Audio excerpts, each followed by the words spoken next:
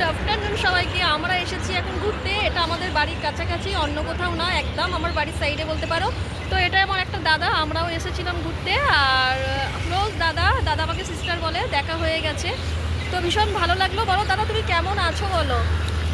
আমি খুব ভালো আছি, আর আমার এটাও খুব ভালো লাগছে যে অনেকদিন বাদে সিস্টার সঙ্গে দেখা হয়ে কেমন লাগলো? হলো। তো আমি একা আসিনি, আমাদের সাথে আরও অনেক ক্যান্ডিডেট এসছে। তো বাট তারা ক্যামেরার সামনে আসবে না বলে, জাস্ট দাদাও মানে কোনো এক্সপ্রেশন দেবে না, ক্যামেরার সামনে আসতে অনেক লজ্জা পাচ্ছিল, অনেক জোর জবরদস্তি করে নিয়ে এসেছি আসলে ক্যামেরার সত্যি সামনে। কথা বলতে আমি তো সেরকম কখনো কোনোদিন ফ্রন্টে আসিনি এরকম কোনো ভার্চুয়াল মিডিয়ার মাধ্যমে, তাই আমার জীবনে এটা প্রথম। তো সিস্টার এই কন্টেন্টটা বানাচ্ছে, কেমন লাগছে? সিস্টারের একটা দাবি ছিল যে আমি ভিডিওর সামনে আসি। কেমন লাগছে? তুমি তো আমার সোশ্যাল মিডিয়াতে আমাকে প্রচুর দেখো, না, এখন খুব কেমন ভালো, লাগছে? এবং তুমি তো দেখো, আমাকে দেখো তো। তো এখন কেমন লাগছে বলো? ভালো লাগছে। আর এটাও বলবো যে সিস্টার যেন সারা জীবন এই সম্পর্কটাই বেঁধে রাখে। আমার প্রে করো সিস্টার যেন ভালো থাকে, সুস্থ একদম। থাকে।